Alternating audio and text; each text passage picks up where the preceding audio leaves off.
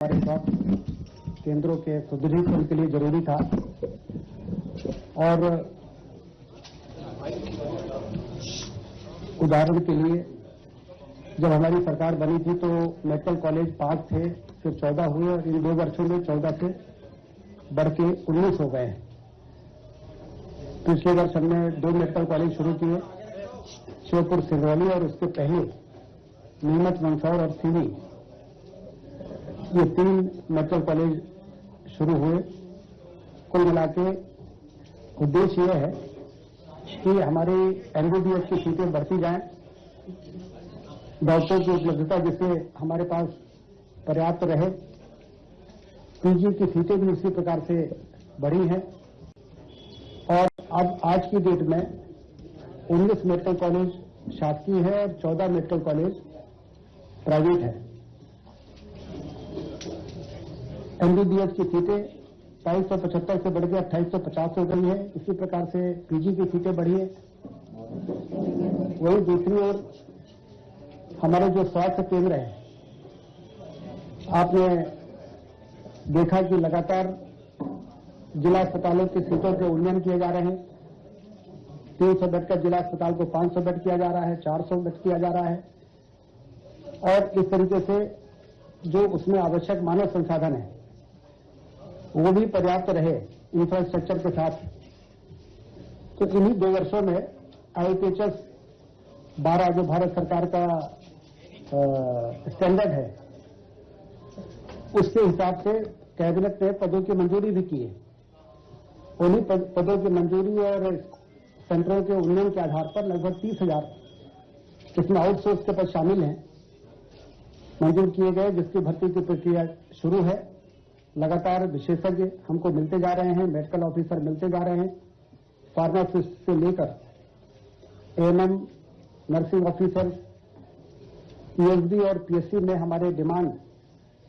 के आधार पर विज्ञापन निकाले जा रहे हैं, इंटरव्यू लिए जा रहे हैं, भर्तियां की जा रही हैं। तो HR भी पर्याप्त रहे। मेडिकल कॉलेज के बाद जो हमारे बच्चे निकलते हैं MBBS और PG करके, आपको मालूम है कि बॉन्ड पोस्टिंग के आधार पर हम इनको PHC से लेके community health centre, civil hospital bond posting करते हैं। मेधावी छात्र योजना से जो बच्चे MBBS करते हैं, चाहे वो निजी कॉलेज में हो चाहे वो शासकीय कॉलेज में हो, निजी कॉलेज में 5 वर्ष का बॉन्ड होता है, शासकीय कॉलेज में 2 वर्ष का बॉन्ड होता है। तो स्कॉलरशिप के आधार पर बच्चे MBBS करते हैं, उनको 1 साल और 2 साल का बॉन्ड पूरा करना होता है। और इस प्रकार से मुख्यमंत्री जी की मंशा ये है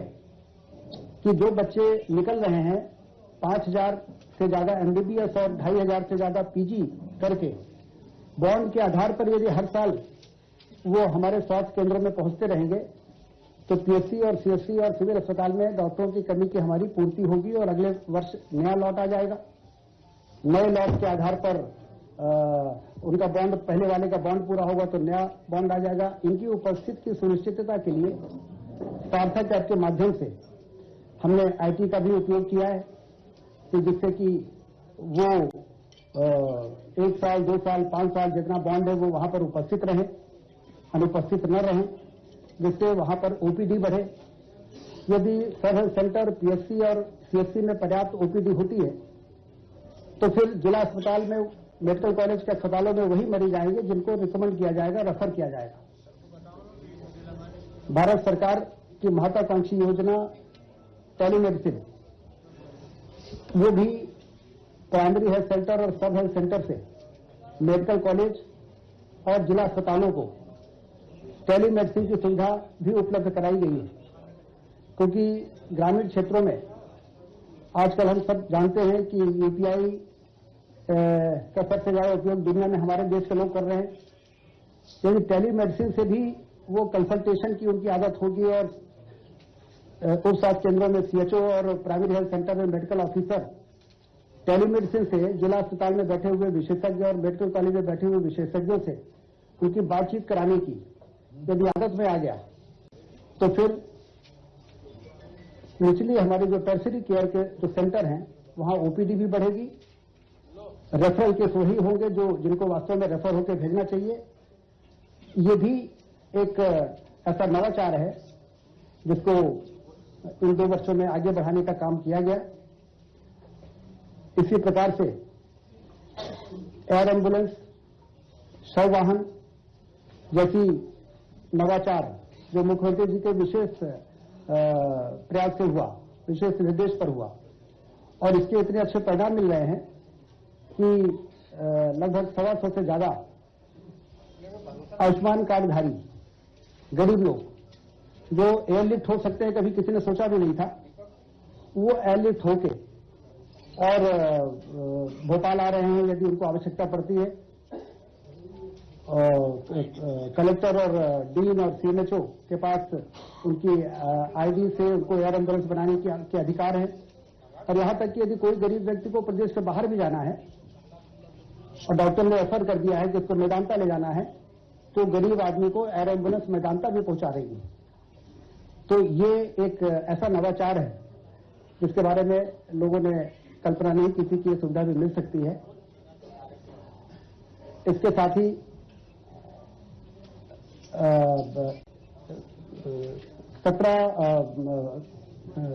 17 सितंबर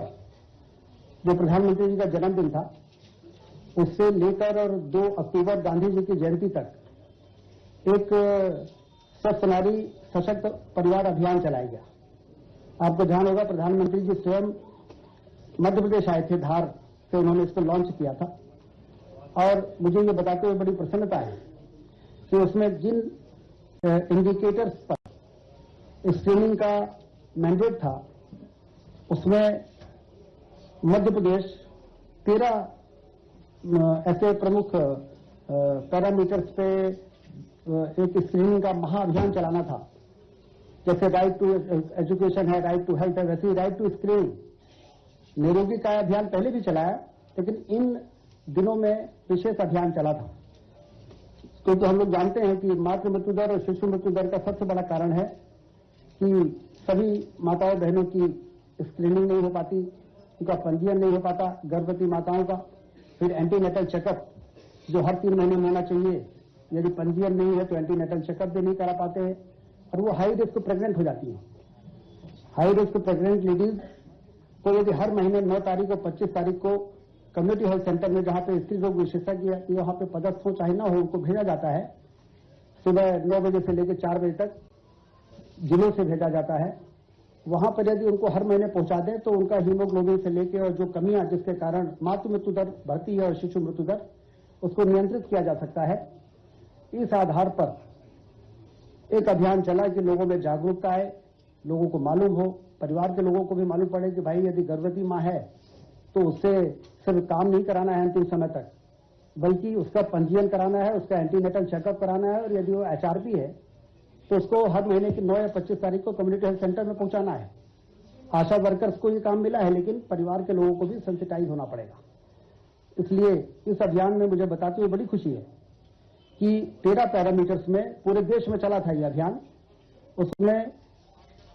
2, 3, 5 पैरामीटर्स में मध्य प्रदेश ने स्क्रीनिंग में टॉप किया है। पूरे मध्य प्रदेश हिंदुस्तान में मध्य प्रदेश ने नंबर पहला स्थान बनाया और बाकी में दूसरा स्थान है। और ये लगभग 1,51,10,968 बहनों का, माताओं का स्क्रीनिंग हुआ, और इससे उनमें एक अवेयरनेस आई, हेल्थ के प्रति एक जागरूकता आई, उनके परिवार के लोगों में भी जागरूकता आई कि इनके स्वास्थ्य के लिए हमें क्या क्या सावधानियां रखनी है और कब हमें किस प्रकार से आशा से संपर्क करना है, एएनएम से संपर्क करना है, डॉक्टर से संपर्क करना है। ये इस अभियान से एक बड़ी सफलता हमको प्राप्त हुई है। जो टीबी मुक्त भारत अभियान जो कम्युनिकेबल डिसीजेज में आता है, उसमें भी मध्य प्रदेश ने जिस प्रकार से अभियान चलाया, केंद्र सरकार ने भी हमें एक समय सीमा दी थी कि इस तारीख से इस तारीख तक इसका अभियान चलना है, तो उसमें भी स्क्रीनिंग के मामले में, उपचार के मामले में, पोषण मित्र बनाने के मामले में, क्योंकि हम सब जानते हैं कि किसी को टीबी हो जाए तो पोषण किट देने का काम हर महीने उनके खाते में 1,000 रुपए तो 6 महीने के हिसाब से डालना ही है, 3,000 रुपए 3 महीने में और फिर 3,000 रुपए बाद में। लेकिन हम आम आदमियों से भी अपील करें कि वो भी यदि 2-3 हजार रुपए का खर्चा है, 500 रुपए में किट आती है, और यदि वो गोद ले लें टीबी के मरीजों को और उनको भी पोषण किट देंगे तो 6 महीने में उनकी टीबी ठीक हो सकती है पूरी तरीके से। तो इसमें भी निक्षय मित्र बनाना जो पोषण किट प्रदान करते हैं, तो उसमें बड़ी संख्या हमारे यहाँ मतलब जितने डिजीज हैं लगभग 1 लाख से ज्यादा जो भी हैं, वो फिगर हमने आपको दिया है, उसमें से 90% निक्षय मित्र बनाने में हमने सफलता प्राप्त की है। कुल मिला के जो अभियान चला उससे लोगों को ये समझ में आया कि टीबी मुक्त भारत अभियान बनाने का जो अभियान है उसमें हम सबको भी अपनी भूमिका, अपनी सहभागिता सुनिश्चित करनी है। सिकल सेल एनीमिया के मामले में भी मुझे बताते हुए प्रसन्नता है कि अभी पिछले दिनों जो फिगर आए हैं भारत सरकार से, उसमें मध्य प्रदेश ने स्क्रीनिंग के मामले में, सिकल सेल कार्ड बनाने के मामले में जो कैरियर हैं, क्योंकि हम जानते हैं कि जो कैरियर होगा उनको कार्ड दिए जाते हैं, और वो कैरियर की संख्या भी यदि 35,000 रोगी हैं तो लगभग 1.5 लाख से ज्यादा 2 लाख कैरियर हैं, और वो कैरियर यदि एक दूसरे से शादी कर लेंगे तो बच्चा फिर सिकल सेल रोगी ही पैदा होगा। तो जैसे कुंडली मिलाते हैं शादी के पहले हम लोग अपनी संस्कृति के अनुसार, वैसे ही यदि वो कार्ड मिला लेंगे तो उसमें शादी करने योग्य है कि नहीं है ये आ जाता है। तो इसलिए 1.25 करोड़ लोगों को स्क्रीनिंग करने के बाद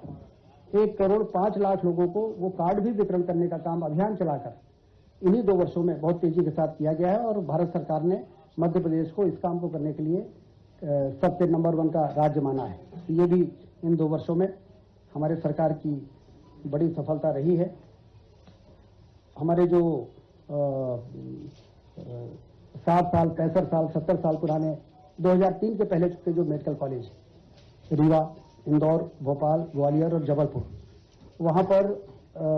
इतने पुराने भवन होने के कारण वो स्वास्थ्य दृष्टि से हाइजीनिक नहीं है, उसके रिनोवेशन की आवश्यकता है, उसको तोड़ के नया बनाने की आवश्यकता है। इन 2 वर्षों में बड़ा कदम उठाया है, ये तय किया मुख्यमंत्री डॉक्टर मोहन यादव जी ने कि जो हमारे पुराने मेडिकल कॉलेज है उसको हम एक बार पूरा उसको ओवरऑल सर्वे करें कि उसमें कौन सी बिल्डिंग को रिटेन करना है, कौन सी बिल्डिंग को डिमोलिश करके नई बिल्डिंग बनाने की आवश्यकता है, फिर उसमें सारे सुपर स्पेशलिटीज है कि नहीं है, कैंसर की सुविधा है कि नहीं है। इस प्रकार से हमने डीपीआर बनाए, स्टेट ऑफ आर्ट बिल्डिंग, जिससे वो बन के तैयार हो और उस संभाग के लोग उस अस्पताल में आए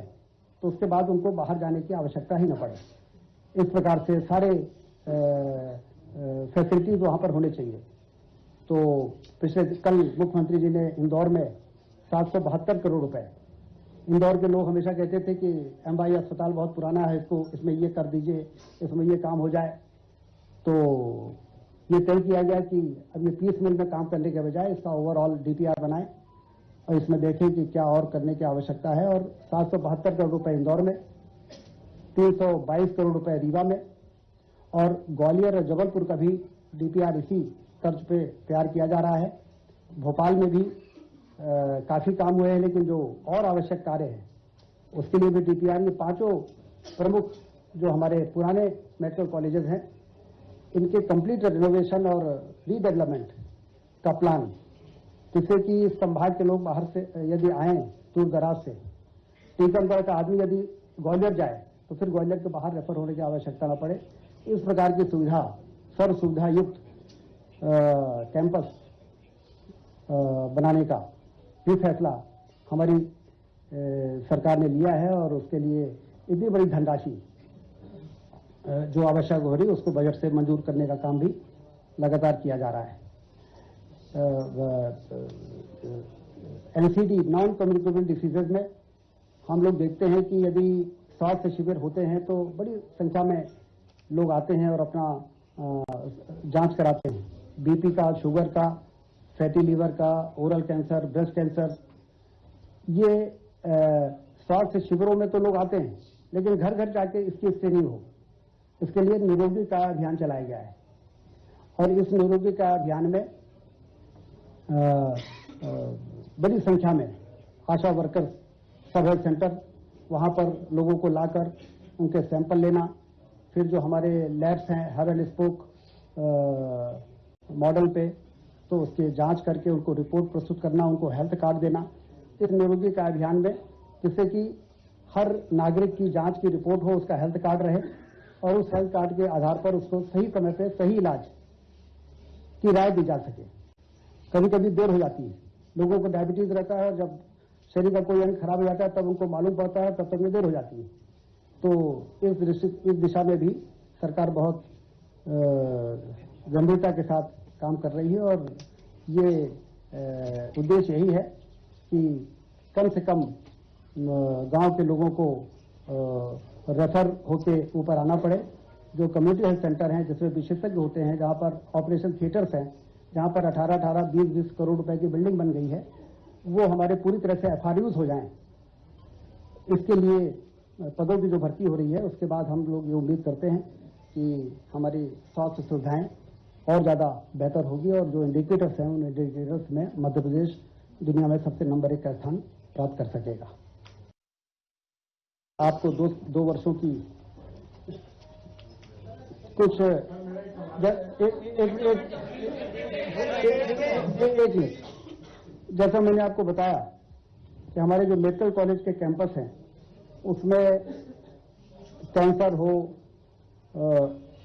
कार्डियोलॉजी हो, इस प्रकार की जितनी भी स्पेशलिटीज होती हैं, उसके लिए 5 मेडिकल कॉलेज जो चुने गए, उसमें लीनेक मशीन जो 50 करोड़ की एक मशीन आती है, वहां बंकर्स बन रहे हैं, मशीन का ऑर्डर कर दिया गया है, पैट स्कैन के टेंडर हो गए हैं और कुल मिला के जो मैंने आपको बताया कि ये 5 सेंटर ऐसे होंगे जहां पर हर प्रकार की सुविधाएं उपलब्ध रहेंगी। पहले तो जो आपने पूछा कि देखिए इन्हीं समस्याओं के समाधान के लिए ही तो, जैसा मैंने आपसे बताया कि अस्पताल की 70 साल पुरानी बिल्डिंगों में इस प्रकार की परिस्थितियां हैं कि इंदौर में, मुझे तो याद है कई वर्षों पहले से ये सुनाई देता था कि वहां पर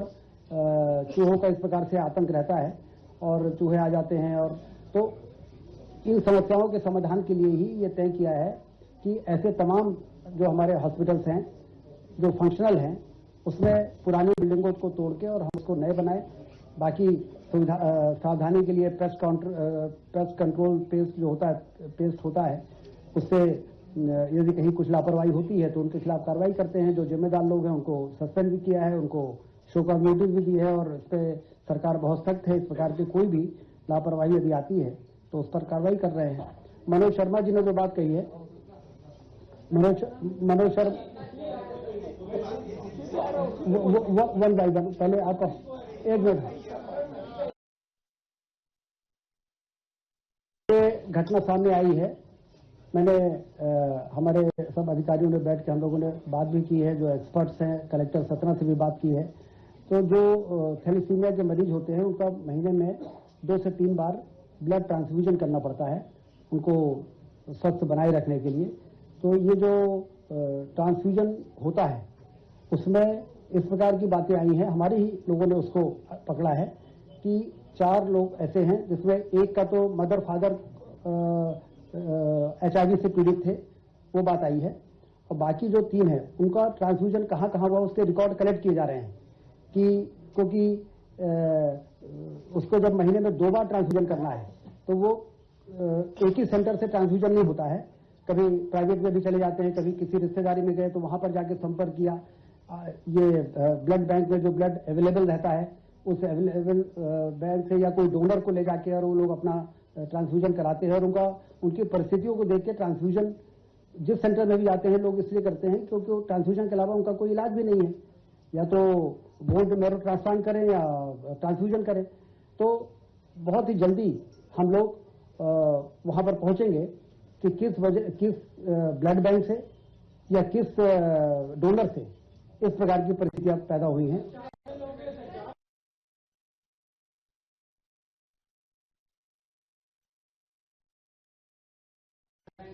हमने एक कमेटी बना दी है, प्रमुख सचिव जी उसको देख रहे हैं और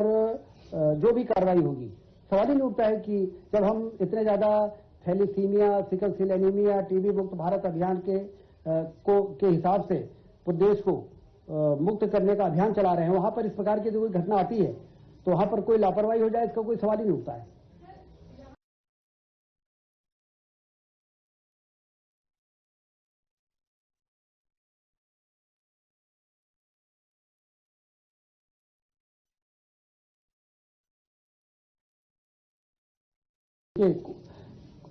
किस कॉन्टेक्स्ट में कौन सा बयान कब दिया गया है, उसको आधार बना के हम कोई धारणा नहीं बना सकते हैं। कुपोषण, ये प्रधानमंत्री खाद्यान्न सुरक्षा योजना क्या है? क्या ये कुपोषण को दूर करने के लिए नहीं है? क्या लाडली बहना योजना जिसको लोगों ने पॉलिटिसाइज करने की कोशिश की है, क्या वो उन महिलाओं के जिनके जेब में 50 रुपए भी नहीं होते, उनको हर महीना 1,500 रुपए देकर, क्या ये कुपोषण को दूर करने के लिए किया गया ठोस प्रयास नहीं है? तो इसलिए कोई भी इस प्रकार के बयान को किसी से जोड़ के उनकी मंशा क्या थी, क्या उन्होंने किस कॉन्टेक्स्ट में बोला, उसको यहां पर जोड़ के हम कुपोषण साबित कर देंगे, सही नहीं है।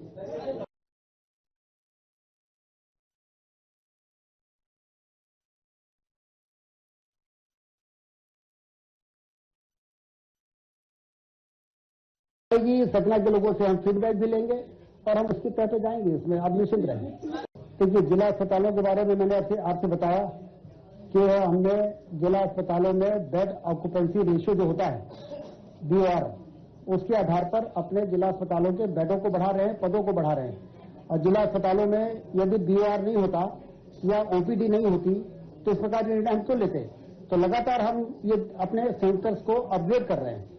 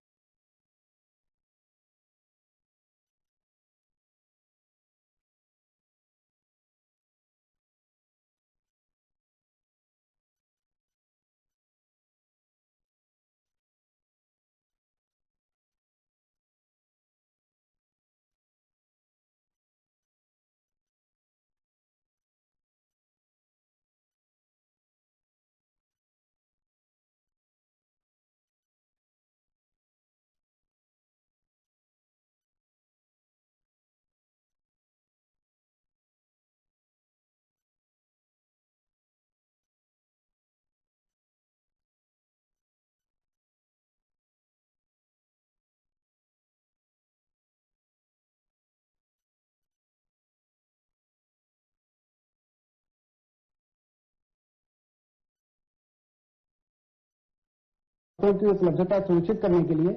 और मेडिकल कॉलेजेस में जैसे सिंगरौली है, श्योपुर है, वहां पर फैकल्टी के उपलब्ध हो सके, उसके लिए यदि हमें अलग से कोई इंसेंटिव देने की आवश्यकता पड़े तो जरूर दीजिए, जिससे कि हमारे